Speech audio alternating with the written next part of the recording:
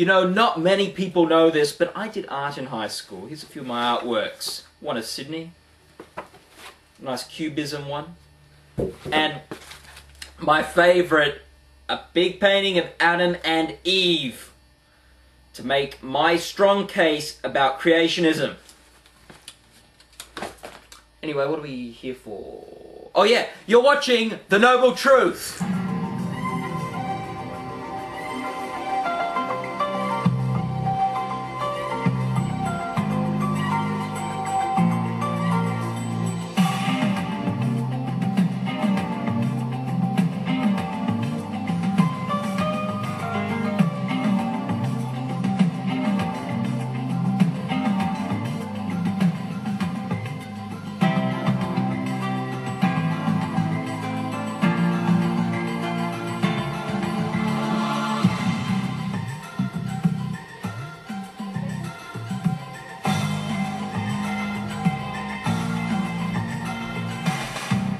G'day and welcome to The Noble Truth. Now, the big issue in May was a controversial art show.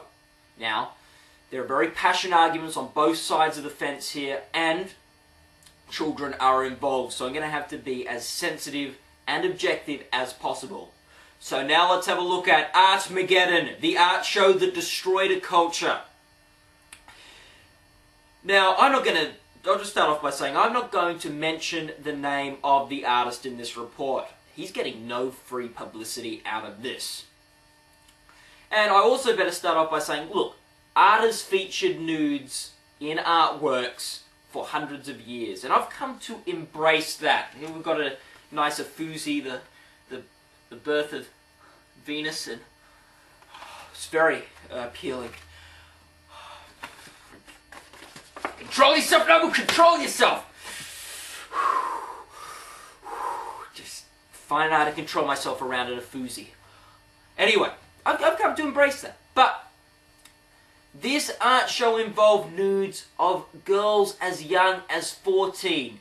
Now that's disgusting pedophilia that has no place in art. All artists should know that we cannot sexually or artistically objectify women until they are of legal age. Then it's game on.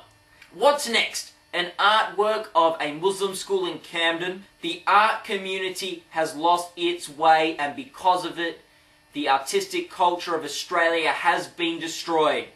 It needs to be rebuilt, and I was the man to do that. I dug up my old paintbrush and paints in an effort to reclaim Australian artistic culture.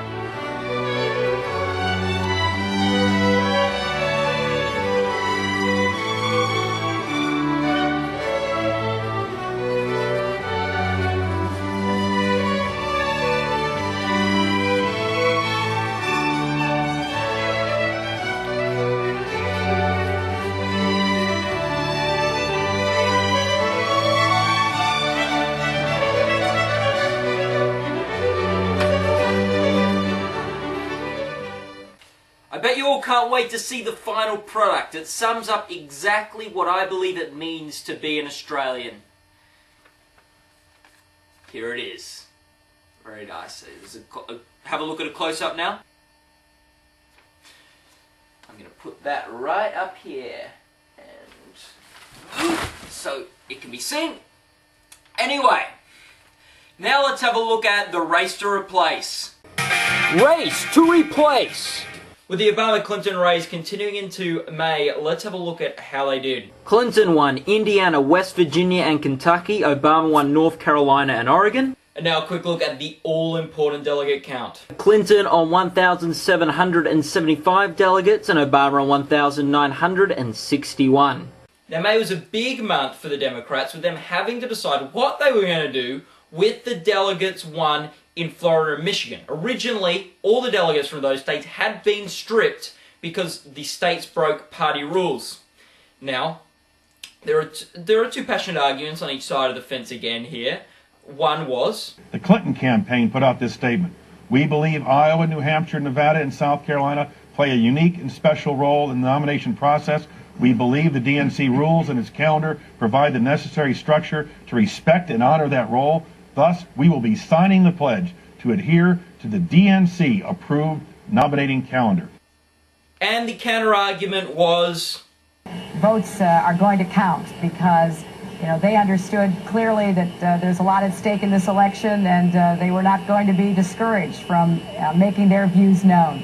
And I am very grateful for the big victory that I had tonight, and I'm going to do everything I can to convince my delegates and others to seat the Florida delegates at the convention. Ultimately, the decision was made that all the delegates would go to the National Convention. However, their vote would only count for half a vote, which actually changes the magic number needed to secure the nomination now to 2,118. Clinton was getting a lot of pressure in May to drop out of the race, so she had to prove to her critics why she deserved to still be in there, and here's her case. My husband did not wrap up the nomination in 1992 until he won the California primary somewhere in the middle of June, right?